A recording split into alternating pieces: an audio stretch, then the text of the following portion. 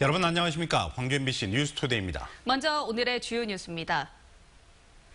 6.13 지방선거 사전투표가 광주와 전남에서도 오늘부터 이틀 동안 실시됩니다. 민주평화당과 바른미래당의 광주 지역 국회의원들이 민주당의 지방권력 독점을 막아달라고 유권자들에게 호소했습니다.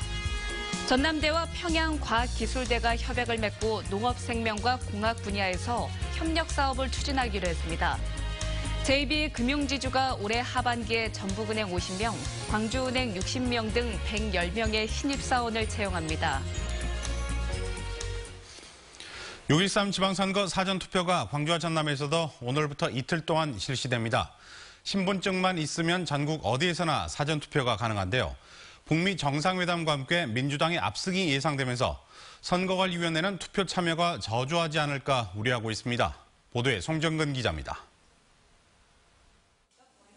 오늘부터 내일까지 이틀 동안 진행되는 6.13 지방선거 사전투표는 한꺼번에 7장의 투표용지를 받아서 기표합니다.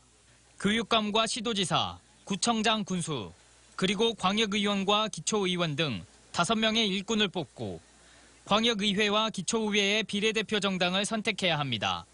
여기에 국회의원 재보궐선거가 진행되는 서구갑과 영암, 무안, 신안 지역은 한 장의 투표용지를 더 받아 투표해야 합니다. 신분증을 지참한 유권자들은 전국 3,500여 개 투표소 어디에서나 사전투표를 할 수 있습니다. 자신의 선거구 외에서 사전투표를 하는 관내 유권자는 투표용지를 회송용 봉투에 담아서 투표함에 넣어야 합니다. 투표하실 때는 기표소 안에서 그 비치된 기표용구로만 기표하셔야 되고, 그리고 기표소 안에서 투표지를 차량하시는 것은 절대 안 되고 이거는 처벌받습니다. 가장 최근에 실시한 대통령 선거 사전투표에서 광주와 전남의 투표율은 각각 33.67%와 34.04%로 전국 최고를 기록했습니다. 하지만 이번엔 북미 정상회담에 유권자들의 관심이 쏠려 있는 데다 민주당의 압승이 예상되면서 투표율이 예년만 못할 것으로 우려됩니다. 국민 여러분, 투표에 적극 참여하여 우리의 삶의 질을 우리 스스로 높여 나갑시다. 광주 YMCA는 지금까지의 선거에서 20, 30대 청년들의 투표율이 낮았던 것을 지적하며 청년이 투표해야 청년 정책을 바꿀 수 있다고 목소리를 높였습니다. MBC 뉴스 송정근입니다. 사전투표를 앞두고 밤사이에 열린 전라남도지사 후보 토론에서 5명의 후보들이 물고 물리는 설전을 주고받았습니다. 문제인식이 같은 시점에서도 후보마다 해법은 제각각이었습니다. 윤근수 기자입니다. 사전투표를 목전에 두고 열린 토론회에서 후보들의 질문과 답변엔 날이 서 있었습니다. 특히 민주당 김영록 후보에게 선거법을 위반했다거나 장관직을 팽개치고 나왔다는 등 비판과 공격이 집중됐습니다. 당선 무효가 돼서 재선거를 해야 되는 거예요. 그런 상황이 오니까 도민들께서 이런 정보는 확실히 아셔야 된다라고 해서 제가 질문을 드린 거고요. 8개월 만에 이제 그만두셨는데 우리 농민들에게 최소한의 사과의 말씀이라도 한마디 좀 써야 되지 않을까 이런 생각이 좀 듭니다. 전라남도를 위해서 일해달라는 도민들의 또 한결같은 요청도 있었기 때문에 제가 이렇게 출마를 하게 됐습니다. 민주평화당의 민영삼 후보에게는 다른 후보들이 정체성에 물음표를 달았습니다. 고향만 전남이지 전남을 위해 뚜렷한 활동이 없으신 것 같은데 갑자기 지역에 출마하셔가지고 지역민들께서 뜬금없다라는 그런 반응이 있는데, 자유한국당 홍준표 대표의 발언을 적극 지지하는 이런 방송들을 계속해왔습니다. 도대체 민영삼 후보의 정체성이 뭔지 새로운 상대의 약점을 파고드는 공격이 거셌지만 후보들 사이에 공통 분모도 있었습니다. 전남의 인구 감소 대책으로 5 후보들이 모두 청년 일자리 확충을 가장 먼저 꼽았습니다. 다만 일자리를 어떻게 늘릴지 방법론은 다 달랐습니다.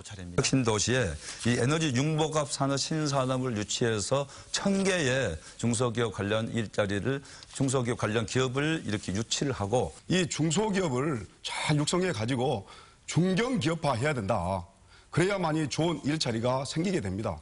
우리 전라남도에 유망 청년을 매년 100명씩을 선발해서 그 100명에게 1억 원씩의 창업 자금을 그냥 지원하겠습니다. 공공부문의 청년 고용 할당제와 지역대학 출신 30% 우선 채용으로 청년 일자리를 늘리고 통일농업특구, 통일어업특구, 통일우주항공특구 등 통일경제를 활성화해서 새로운 일자리를 창출해내겠습니다.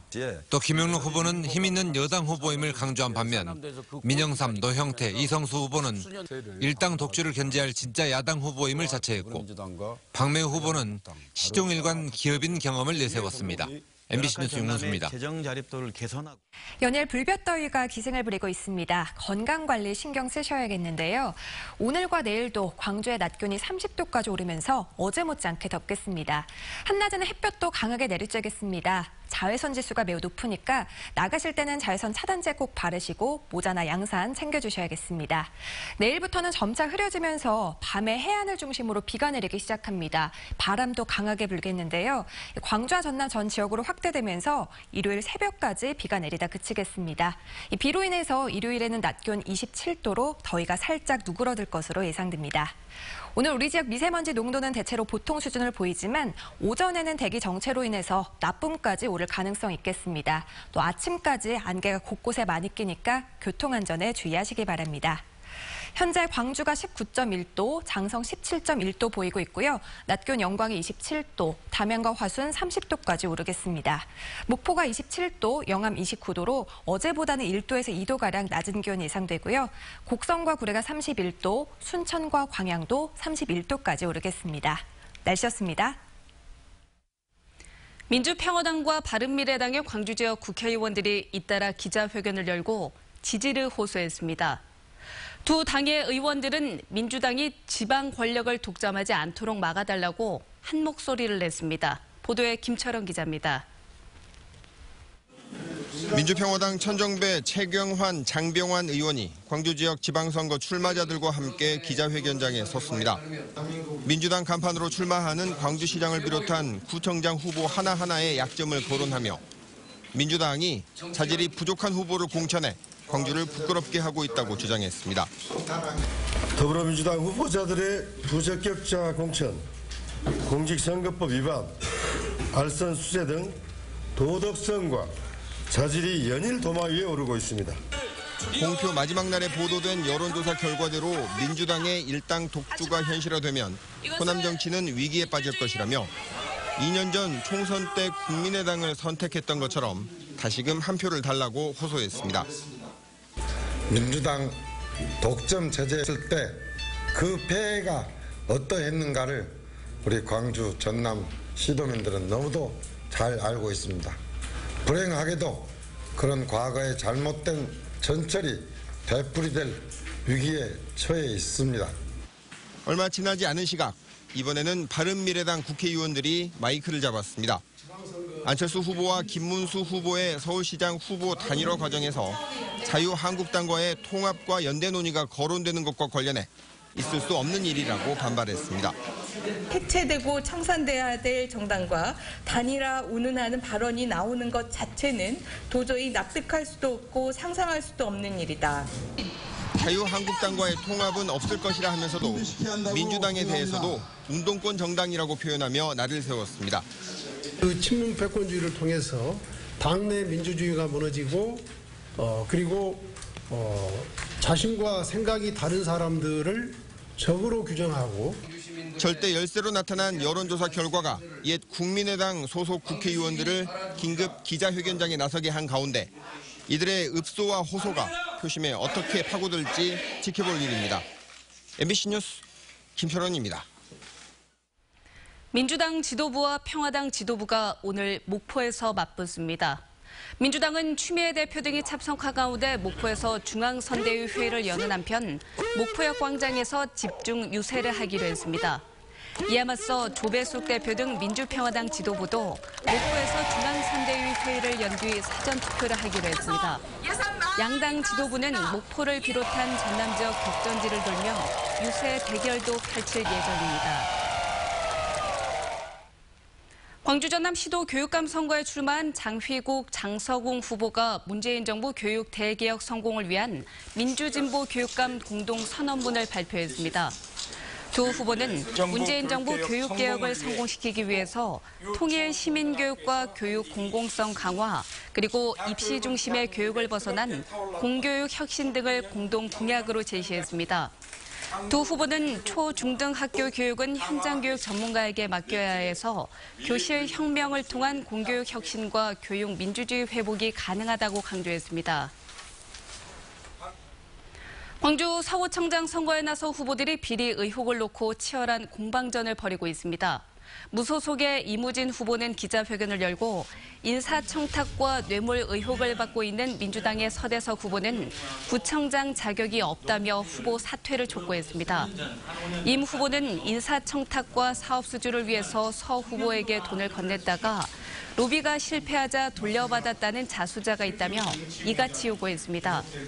이에 대해 서대석 후보는 청탁을 했다는 이들도 모두 부인하고 있는 은폐 공작이라고 반박하며 임 후보와 자수자라는 브로커에 대해 응분의 법적 조치를 취하겠다고 밝혔습니다.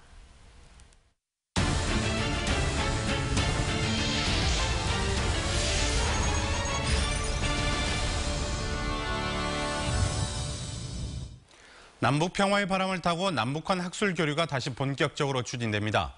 전남대가 평양과학기술대학교와 발빠르게 협약을 맺고 공동협력 사업에 나섭니다. 보도에 이기상 기자입니다. 지난 2006년 전남도민 남북교류협의회 지원을 통해서 북한 평양에 친환경 남세 온실이 세워졌습니다. 대형 시설하우스에서 화학 비료 대신 유기농으로 채소를 키우는 남한의 농법이 전수됐습니다. 대학농업연구소에서는 친환경 농법으로 농산물의 품질과 수확량을 높이는 기술이 꾸준히 연구돼 왔습니다.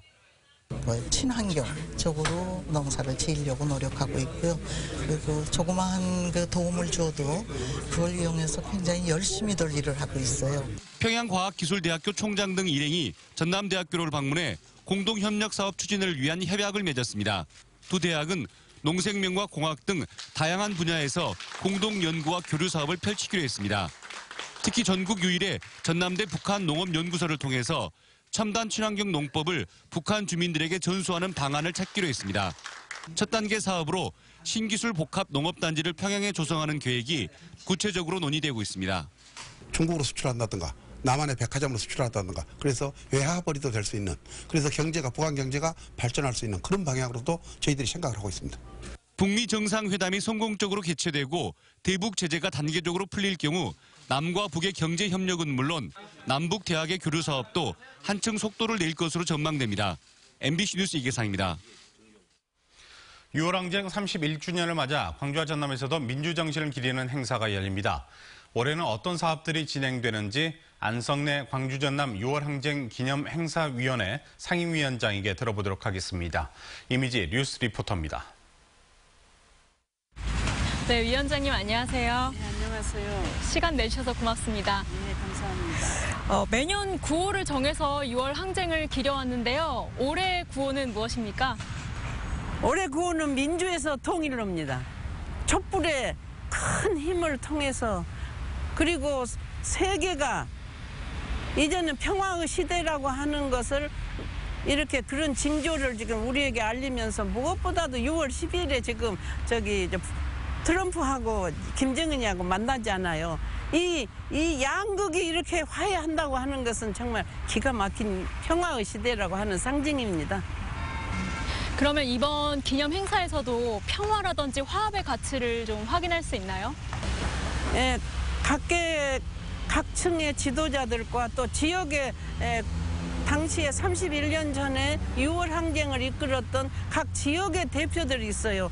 여러 곳에서 6월 항쟁을 했기 때문에 그때 참여했던 지도자들이 전부 오고 또 이제 5월 단체를 비롯해서 광주에 있는 그 민주 단체장들이 이렇게 참여하고 또 시민들이 참여해서 2,000명을 우리가 지금 목표로 하고 있습니다.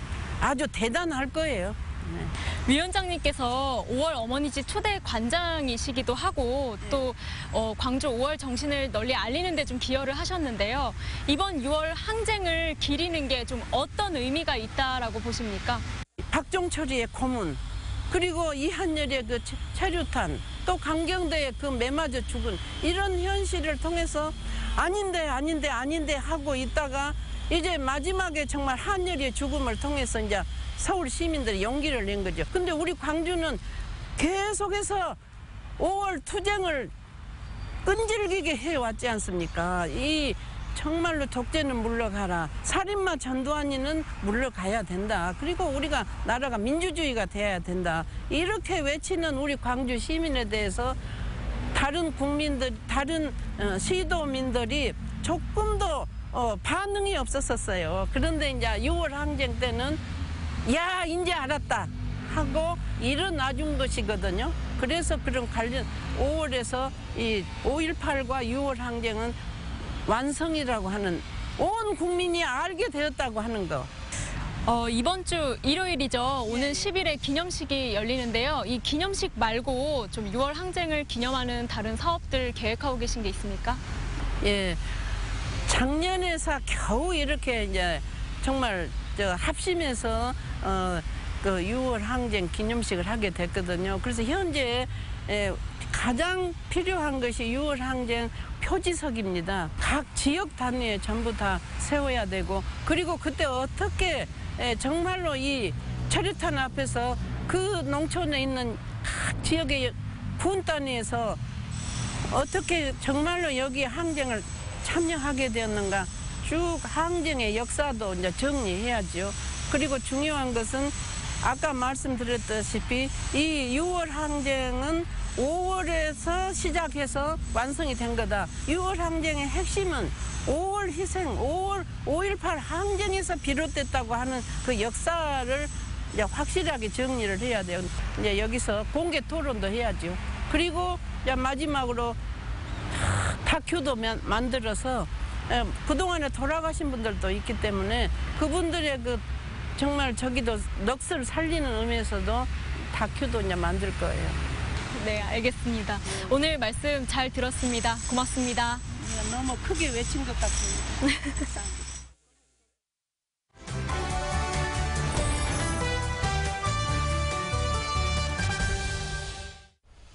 햇살이 쨍쨍한 요즘 알록달록 꽃 색깔이 눈에 띄는 시기입니다. 그래서 오늘은 걷기 좋은 꽃길 두 곳을 안내해 드리도록 하겠습니다. 네, 정수정 여행 작가와 이야기 나눠보겠습니다. 안녕하십니까? 네, 안녕하세요. 안녕하십니까? 요즘에 유행하는 말로 꽃길만 걸으세요 라고 이런 말을 자주 하는데요. 자, 오늘은 어떤 꽃길 안내해 주시겠어요? 네, 광주광역시 농업기술센터에서 북구 충효동, 그 광주 호수 생태원 일대와 그리고 또 5.18 민주광장 일원에 꽃 힐링 공간을 조성했습니다. 이 충효동은 광주 시내에서 한 30분 거리에 있잖아요. 그래서 광주 시민들이 많이 즐겨 찾는 곳이기도 한데요. 또 국립아시아문화전당 5.18 민주광장에는 조롱박에 넝쿨 식물들이 한 40m 정도의 식물 터널이 만들어져 있고요. 그리고 또 영화 택시 운전사 아시죠? 이 택시의 모형을 한 포토존을 만들어져서 민주광장을 찾은 시민들에게는 그 힐링의 공간, 그리고 또 쉼의 공간으로 이렇게 인기를 끌고 있죠. 그렇군요. 그러면 꽃길 규모는 어느 정도쯤이나 될까요? 네, 꽃 힐링 공간 해서 무등산 끝자락인 북구 충효동 일대인데요. 이 충효동 평목들과 그리고 또 충효 분교, 그리고 또 평천마을 환벽당 등 이렇게 4곳입니다. 3.8헥타 규모로 이렇게 꽃길만 걷게 해줄 수 있는 길로 이렇게 인기를 끌고 있는데요. 이 장소는 자연 그대로 이곳을 찾은 시민들에게는 포토존이 되어지고 있죠. 네, 벌써부터 가보고 싶다 이런 생각이 드는 그런 분들이 많이 계실 것 같은데요. 평촌 주민들이 직접 꽃 축제를 또 연다고 들었어요. 네, 맞습니다. 이 북구 충효동 평촌마을에서 마을 주민들이 직접 내일 주말 토요일까지 진행을 하고요. 마을 부녀회와 청년회가 주축이 돼서 진행을 하는데요. 이 수레국화 꽃축제가 진행이 되고 있습니다. 이 왕버들 음악회, 이 축제에 그 꽃이라고 볼 수 있는 음악회와 그리고 또 수레국차 꽃차 만들기, 그리고 무엇보다 여기에 꽃전도 만들어 봐야 되겠죠. 이 꽃전 만들기, 그리고 또 나만의 예쁜 물통 만들기, 그리고 또 주민들이 직접 농산물을 지은 이 농산물 판매, 우리 마을 장터도 이렇게 운영이 된다고 하니까요. 주말 어디로 갈까 고민이신 분들 이곳 다양한 볼거리와 또 먹을거리, 즐길거리가 함께하는 평촌마을로 가보는 건 어떨까요? 네, 그리고 또 그 주변에 광주 호수 생태원이 있잖아요. 네, 맞습니다. 볼거리가 참 많은데 어떤 것들이 있을까요? 네, 넓이가 한 18만 제곱미터 규모로의 생태공원인데요. 아이들과 함께 자연 생태 학습의 공원, 그리고 또 시민들에게는 휴식 공간으로 인기를 끌고 있는데요. 수생식물원과 또 생태 연못, 그리고 야생화 생태원, 목재 탐방로와 함께 진행되는 전망대, 이곳에 또 수변 관찰 때까지 이렇게 테마별로 이렇게 구석구석을 다녀볼 수가 있는데요. 이렇게 또 그 다양한 종류의 조류와 또 파충류, 양서류를 이곳에서 또 관찰해 볼 수가 있습니다. 또 늪지 이렇게 안쪽으로 들어가면 새가 부화하고 또 성장하는 모습들도 관찰할 수 있는 곳도 있고요. 그리고 또 여기 호수 안에는 버드나무 군락지와 그리고 생태 보존 습지가 있는데요. 이 버드나무 군락지를 따라서 가다 보면 목재 탐방로를 걷다 보면 이 발자국 소리에 놀란 노루 가족들도 만날 수가 있고요. 무엇보다 이른 아침에 이렇게 물 한 개가 번져올 때면 몽환적인 분위기에 이렇게 자아내고 있는데요. 또 그 나름의 멋을 또 간직하고 있는 곳이니까요. 이른 아침 가보는 것도 좋을 것 같아요. 아무래도 또 어르신들이 더 좋아하지 않을까 이런 생각도 들기도 합니다. 맞습니다. 자, 이맘때 호수 생태공원에서 볼 수 있는 꽃들은 어떤 꽃들을 볼 수가 있을까요? 네, 먼저 입구에는 400년 이상이 된 왕버들 나무가 이렇게 먼저 반기고요. 그리고 또 요즘 애기부들 그리고 또 수생식물의 대표라고 할 수 있는 어리연이 이제 막 피어오르기 시작했습니다. 그리고 또 여기에 지금 5월, 6월 장미가 또 예쁘죠. 장미 터널도 준비되어 있고요. 그리고 철쭉, 수국 등이 그리고 또 이곳엔 또 떼죽나무, 모과나무, 단풍나무 또 수변 데크를 이용해서 메타세콰이아 길도 이렇게 준비되어 있는데요. 이렇게 3,000그루가량의 또 나무 숲길이 함께 어우러져서 어느 때 찾더라도 이 호수공원은 그 멋을 간직하고 있는데요. 지금 요맘때 더 가보면 더 즐거운 시간이 되지 않을까 라는 생각이 듭니다. 그리고 광주 MBC에는 제가 또 있네요. 아, 맞습니다. 그런 농담까지 또 하셨군요. 알겠습니다. 오늘 나와주셔서 고맙습니다. 네, 고맙습니다. 감사합니다.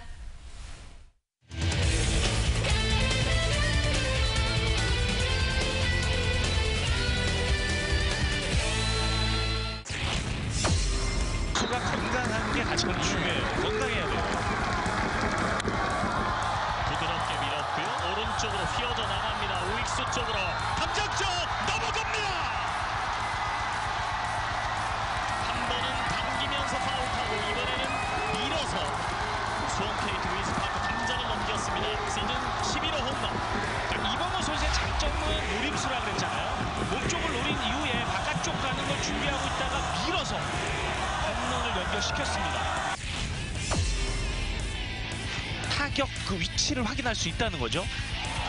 들어 올렸습니다. 왼쪽으로 높은 포물선 뒷걸음질 좌익수 뒤로 잡아냅니다. 다시 주자 2루로. 바타자가 쳤기 때문에 공이 휘었거든요. 오른쪽 떨어지는 안타. 우익수 앞으로 굴러나가면서 2루 주자를 홈으로 끌어들였습니다. 추가 득점 기아 타이거스. 스코어 2대0.